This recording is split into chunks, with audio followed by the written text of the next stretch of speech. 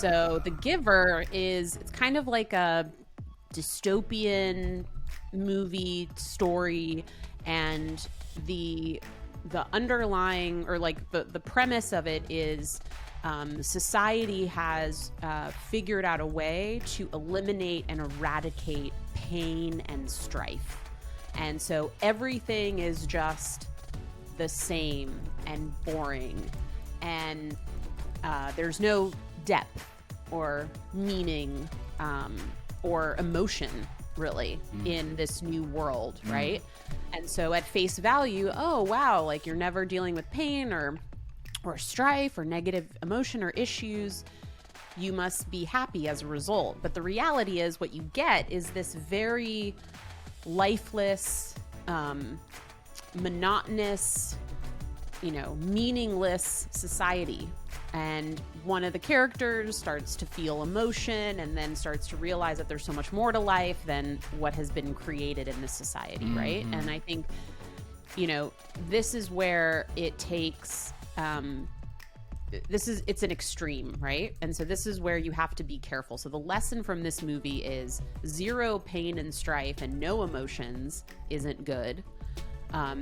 Letting emotions get the best of you and feeling almost, not the fact that you feel too much, but if you let what you're feeling negatively impact you, then it's gone too far, and it's finding that healthy balance.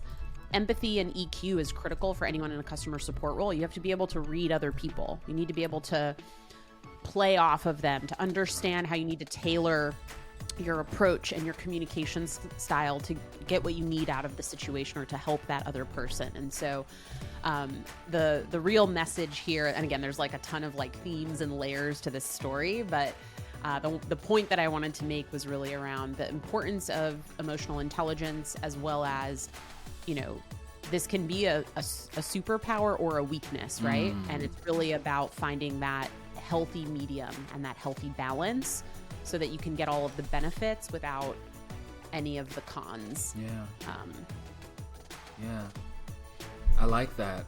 The Giver is another really interesting one. I love when books are turned into movies, and then you can read the book and watch the movie and compare. I also really enjoy dystopian movies, which I sometimes get concerned, like, does this say something about me? Should I be talking to someone? But I don't know, because, here's the funny thing about dystopian movies, that just as I'm talking it out with you, dystopian movies always have a sliver of hope. And that's usually what the story centers around. Against all odds, it's like, most of humanity is gone, but there's this one young lady who's trying to get back to her mom. And sometimes I feel like in real life, where it's not nearly as dystopian, thankfully, we're able to draw perhaps on that strength of saying, I know it's unlikely, it looks unlikely that I'm going to succeed, but I'll try anyway. Yeah, I love that take. Yeah, it's either that or I have an unhealthy affinity for zombies. So I'm going to go with that take. I love The Walking Dead. The Walking Dead. I'm like, I just can't. Why can't I quit you, Walking Dead? Why can't I quit you? From great suffering came a solution. Communities. Injected. Serene, beautiful places where disorder became harmony. Do you know how to fly those? Absolutely. Do you get to fly to the edge? Oh, yeah. What's past there? Don't know. We're not allowed to fly past that. Let's go.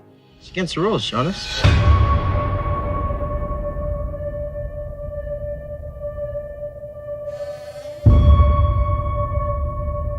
They're called books. Hello? My name... I know who you are. Who are you? The Giver. When the elders need guidance, I provide wisdom using memories of the past. Our world was different. There was more. More? Much more.